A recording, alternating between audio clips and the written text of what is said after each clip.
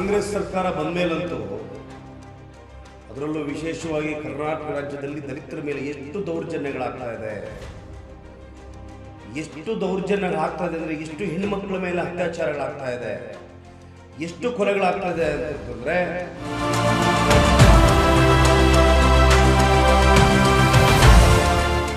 ಮೊನ್ನೆ ಗೃಹ ಸಚಿವರಾದಂಥ ಪರಮೇಶ್ವರ್ ಜಿ, ನಿಮಗೊಂದು ಸಾಷ್ಟಾಂಗ ನಮಸ್ಕಾರ. ನಿಮಗೆ ಇಲಾಖೆ ಸರಿಯಾದ ರೀತಿ ನಿಭಾಯಿಸಲಿಕ್ಕಾಗಲಿಲ್ಲ ಅಂತಂದರೆ ದಯಮಾಡಿ ರಿಸೈನ್ ಮಾಡಿ ಬೇರೆಯವರಿಗೆ ಅವಕಾಶ ಮಾಡಿ.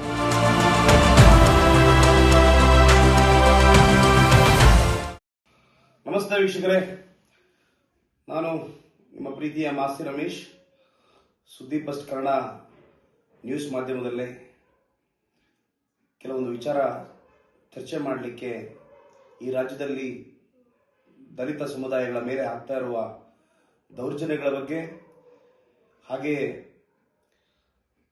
ಸದ್ಯದ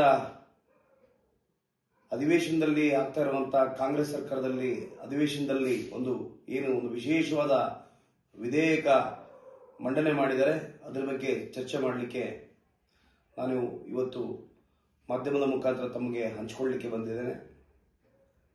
ಇವತ್ತು ಸಾಮಾಜಿಕ ಬಹಿಷ್ಕಾರ ವಿಧೇಯಕ 2025 ಎಂಬ ಒಂದು ಮಾನ್ಯ ಸಮಾಜ ಕಲ್ಯಾಣ ಸಚಿವರಾದಂಥ ಮಹದೇವಪ್ಪರು ಇವತ್ತು ಮಂಡನೆ ಮಾಡಿದರೆ ನಿಜವಾಗಲೂ ನಿಮಗೆ ಇದಕ್ಕೆ ಶ್ಲಾಘಿಸ್ತೇನೆ, ಅಭಿನಂದಿಸ್ತೇನೆ. ಆದರೆ ಈ ಒಂದು ವಿಧೇಯಕ ಎಷ್ಟರ ಮಟ್ಟಿಗೆ ತಾವು ರಾಜ್ಯದಲ್ಲಿ ಕಾರ್ಯರೂಪಕ್ಕೆ ತರ್ತೀರನ್ನೋದ್ರ ಬಗ್ಗೆ ಬಹಳ ಯಕ್ಷ ಪ್ರಶ್ನೆ ಈ ಜನರಲ್ಲಿ ಕಾಡ್ತಾ ಇದೆ.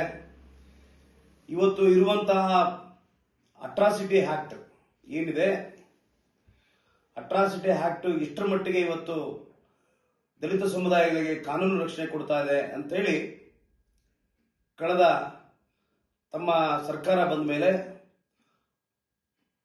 ಆಗಿರುವಂತಹ ಒಂದು ದೌರ್ಜನ್ಯ ಪ್ರಕರಣಗಳು ಏನಿದಾವೆ ಅದರಲ್ಲಿ ಎಷ್ಟರ ಮಟ್ಟಿಗೆ ಕನ್ವಿಕ್ಷನ್ ಆಗಿದೆ, ಹಾಗೆ ಕಳೆದ 10 ವರ್ಷದಿಂದ ಆಗಿರುವಂತಹ ಕನ್ವಿಕ್ಷನ್ ರೇಷಿಯೋ ತಾವು ತಗೊಂಡಾಗ ಕೇವಲ 4% ಇದೆ. ಮಾನ್ಯ ಸಚಿವರೇ, ಮಹದೇವಪ್ಪರೇ, ಹಾಗೆ ಒಂದು ಪರಿಶಿಷ್ಟ ಜಾತಿ ಮತ್ತು ಪರಿಶಿಷ್ಟ ಪಂಗಡಗಳ ಒಂದು ದೌರ್ಜನ್ಯ ಕಾಯ್ದೆಗೆ ರಾಜ್ಯದ ಆ ಒಂದು ಕಮಿಟಿಗೆ ರಾಜ್ಯದಲ್ಲಿ ಇರುವಂತಹ ಮುಖ್ಯಮಂತ್ರಿಗಳು ಚೇರ್ಮನ್ ಆಗಿದ್ದಾರೆ. ಬಹುಶಃ ಅವರಿಗೆ ಗೊತ್ತಿದೆಯೋ ಇಲ್ಲ ಗೊತ್ತಿಲ್ಲ, ದೌರ್ಜನ್ಯ ಆಗ್ತಾ ಇರುವಂತದ್ದು ದಲಿತರ ಮೇಲೆ. ಮಾನ್ಯ ಸಿದ್ದರಾಮಯ್ಯ ಅವರೇ, ನಿಮ್ಮ ಸರ್ಕಾರ ಬಂದ ಮೇಲಂತೂ ಈ ರಾಜ್ಯದಲ್ಲಿ ಕಾನೂನು ಸುವ್ಯವಸ್ಥೆ ಸತ್ತೋಗಿದೆ. ಅದರಲ್ಲೂ ವಿಶೇಷವಾಗಿ ದಲಿತರ ಮೇಲೆ ದೌರ್ಜನ್ಯಗಳು, ಪದೇ ಪದೇ ಅತ್ಯಾಚಾರಗಳು, ಕೊಲೆ ಪ್ರಕರಣಗಳು, ದೌರ್ಜನ್ಯಗಳು ನಾವು ಇವತ್ತು ನಮಗೆಲ್ಲರಿಗೂ ಬಹಳ ಭಯದ ವಾತಾವರಣ ಇದೆ ಅಂತಂದ್ರೆ ರಾಜ್ಯದಲ್ಲಿ ಇವತ್ತು ದಿನ ಬೆಳಗ್ಗೆ ಆದ್ರೆ ನಾವು ಬೇರೆ ಬೇರೆ ಮಾಧ್ಯಮಗಳಲ್ಲಿ ನೋಡ್ತಾ ಇರ್ತೀವಿ, ಅಲ್ಲಿ ಕೊಲೆ, ಇಲ್ಲಿ ಕೊಲೆ, ಅಲ್ಲಿ ಅತ್ಯಾಚಾರ, ಇಲ್ಲಿ ಅತ್ಯಾಚಾರ ಅನ್ನೋದು.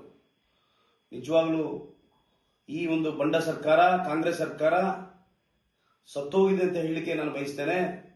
ಇವತ್ತು ಕಾನೂನು ಸುವ್ಯವಸ್ಥೆ, ಕಾನೂನು ಮತ್ತೆ ಗೃಹ ಸಚಿವರಾದಂಥ ಪರಮೇಶ್ವರ್ ಅವರು, ಸ್ವಾಮಿಗಳೇ, ತಮಗೆ ಒಂದು ಸಾಂಸ್ಥಾಕ ನಮಸ್ಕಾರ. ತಾವು ಮುಖ್ಯಮಂತ್ರಿಗಳಾಗಬೇಕಂತೇಳಿ ಬಯಸ್ತಾ ಇದ್ದೀರಿ. ತಾವು ಗೃಹ ಇಲಾಖೆ ಹೀಗೆ ನಿಭಾಯಿಸ್ತಾ ಇದ್ದೀರಿ ಅಂತೇಳಿ ಈ ರಾಜ್ಯದ ಜನತೆ ನೋಡಿದ್ದಾರೆ. ನಮಗೆ ನಿಜವಾಗ್ಲೂ ಬಹಳ ನೋವಿದೆ. ಈ ಕಳೆದ 70 ದಶಕಗಳಿಂದ ಈ ರಾಜ್ಯದಲ್ಲಿ ದಲಿತ ಮುಖ್ಯಮಂತ್ರಿ ಆಗಲಿಲ್ಲ ಅಂತ. ನಮ್ಮೆಲ್ಲರೂ ಬಯಕೆ ಕೂಡ ದಲಿತ ಮುಖ್ಯಮಂತ್ರಿ ಆಗಬೇಕು ಅನ್ನೋದು. ಆದರೆ ತಾವು ಅದಕ್ಕೆ ನಿಜವಾಗ್ಲೂ ಅರ್ಹರ ಅನ್ನೋದು ಇವತ್ತು ದೊಡ್ಡ ಪ್ರಶ್ನೆ. ಹಾಗೆ ಮಹದೇವಪುರ ಅರ್ಹರ ಅನ್ನೋದು ದೊಡ್ಡ ಪ್ರಶ್ನೆ. ಯಾರು ಈ ದಲಿತ ಮುಖ್ಯಮಂತ್ರಿ ಮಾಡಬೇಕು ಅನ್ನೋದು ನಮಗೆ ಗೊಂದಲ ಆಗಿದೆ. ಇರುವಂತಹ ಸಿದ್ದರಾಮಯ್ಯ ಸಾಹೇಬರು, DK ಶಿವಕುಮಾರ್ ಸಾಹೇಬರು ಸಿಎಂ ಕುರ್ಚಿ ಕಿತ್ತಾಟ ಸ್ಟಾರ್ಟ್ ಆಗಿದೆ ಈಗ ಆಲ್ರೆಡಿ. ಅವರಂತೂ ಯಾವುದೇ ಕಾರಣಕ್ಕೂ ಈ ಕಾಂಗ್ರೆಸ್ ಸರ್ಕಾರ ದಲಿತ ಸಿಎಂ, ದಲಿತ ಮುಖ್ಯಮಂತ್ರಿ ಮಾಡೋದೇ ಇಲ್ಲ. ಮಾಡಲಿಲ್ಲ ಅಂತಂದ್ರೆ ದಲಿತ ಮುಖ್ಯಮಂತ್ರಿ ಕಾಂಗ್ರೆಸ್ ಸರ್ಕಾರ ಅಥವಾ ಕಾಂಗ್ರೆಸ್ ಹೈಕಮಾಂಡ್ ಈ ಬಾರಿ ಏನಾದರೂ ಮಾಡಲಿಲ್ಲ ಅಂದ್ರೆ ಬರೆದಿಟ್ಕೊಂಬಿಡಿ, ನಿಮ್ಮ ಅಧಿಕಾರ ಅವಧಿ ಕೇವಲ 2 ರಿಂದ 2.5 ವರ್ಷ ಅವಧಿಗಳು ಮಾತ್ರ. ಅದರ ನಂತರ ಈ ರಾಜ್ಯದಲ್ಲಿ ಕಾಂಗ್ರೆಸ್ 2 ಅಂಕೆ ನಂಬರ್ ಕೂಡ ಬರೋದಿಲ್ಲ, 2 ಅಂಕೆ ನಂಬರ್ ಕೂಡ ಬರೋದಿಲ್ಲ. ಈ ಸರ್ಕಾರ ಇದೇ ಕೊನೆ ಸರ್ಕಾರ ಅಂತ ತಿಳ್ಕೊಂಬಿಡಿ. ಕಾಂಗ್ರೆಸ್ ಅವರೆಲ್ಲರೂ ಕೂಡ ನಿಮಗೇನಾದ್ರೂ ದಲಿತರ ಮೇಲೆ ಕಾಳಜಿ, ಆ ಸಮುದಾಯದ ಮೇಲೆ ಏನಾದರೂ ಬದ್ಧತೆ ಅನ್ನೋದಿದ್ರೆ ಬಹಳ ದೊಡ್ಡ ಧ್ವನಿ, ಬಹಳ ಎಲ್ಲರ ಒಂದು ಅಹವಾಲು ಏನಿದೆ, ದಲಿತ ಮುಖ್ಯಮಂತ್ರಿ ಆಗ್ಬೇಕು ಅನ್ನೋದನ್ನ ದಯಮಾಡಿ ಮಾಡಿ. ದಲಿತ ಮುಖ್ಯಮಂತ್ರಿ ಯಾರು ಬೇಕಿದ್ರು ಮಾಡಿ.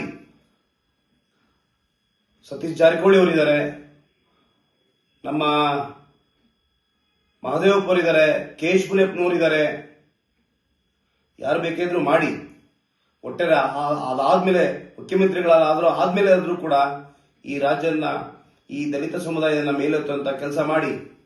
ಈ ರಾಜ್ಯ ಬಂದು ಇಡೀ ಕರ್ನಾಟಕ ರಾಜ್ಯ ಇವತ್ತು ಒಂದು ಕತ್ತಲೆ ಕೋಣೆಯಲ್ಲಿದೆ, ಬೆಳಕಿನ ಕಡೆ ಕೊಂಡೋಗಿ ಅಂತ ಕೆಲಸನ ಮುಂಬರುವಂತಹ ದಲಿತ ಮುಖ್ಯಮಂತ್ರಿಗಳು ದಯಮಾಡಿ ಮಾಡಬೇಕಂತೇಳಿ ಈ ಮುಖಾಂತರ ನಾನು ಕೇಳ್ಕೊಳ್ತೇನೆ.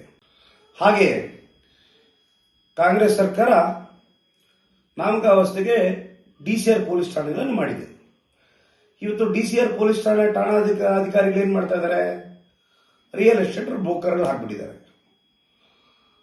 ಯಾರು ದೌರ್ಜನ್ಯ ಮಾಡಿದ್ದಾರೆ, ಬಲಾಢ್ಯ ಸಮುದಾಯಗಳು, ಸ್ಪೃಶ್ಯ ಸಮುದಾಯಗಳು, ಸವರ್ಣೀಯರು ಏನು ದೌರ್ಜನ್ಯ ಮಾಡ್ತಾರೆ ದಲಿತರ ಮೇಲೆ, ಅವ್ರ ಪರವಾಗಿ ಕೆಲಸ ಮಾಡುವಂಥದ್ದು ಮಾಡ್ತಾ ಇದ್ದಾರೆ. ಅವ್ರ ಹತ್ರ ಬಹಳ ದೊಡ್ಡ ಮಟ್ಟದ ಹಣ ತಗೊಂಡು ಯಾರು ದೌರ್ಜನ್ಯಗೊಳಗಾಗಿರುವಂತಹ ದಲಿತ ಸಮುದಾಯಗಳಿಗೆ ನ್ಯಾಯ ಕೊಡಿಸುವಂತ ಕೆಲಸ ಮಾಡದೆ ರಿಯಲ್ ಎಸ್ಟೇಟ್ ಬ್ರೋಕರ್ ಏಜೆನ್ಸಿಗೆ ಒಂದು ಆಫೀಸ್ಗಳಾಗ್ಬಿಟ್ಟಿದೆ ಪೊಲೀಸ್ ಠಾಣೆಗಳು. ಬಹಳ ದೊಡ್ಡ ದುರಂತ.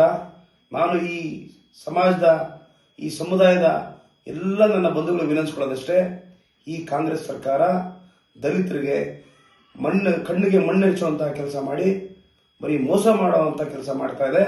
ಮುಂದಿನ ದಿನಗಳಲ್ಲಿ ಈ ಸರ್ಕಾರಕ್ಕೆ ನಾವೆಲ್ಲರೂ ಕೂಡ ಬುದ್ಧಿ ಕಲಿಸಬೇಕಾಗಿದೆ. ದಯಮಾಡಿ ತಾವು ಇನ್ನು ಮುಂದೆ ಆದರೂ ಪ್ರಜ್ಞಾವಂತರಾಗಂತ ಹೇಳ್ತಾ ನನ್ನ ಮಾತನ್ನು ಮುಗಿಸ್ತೇನೆ. ನಮಸ್ತೆ.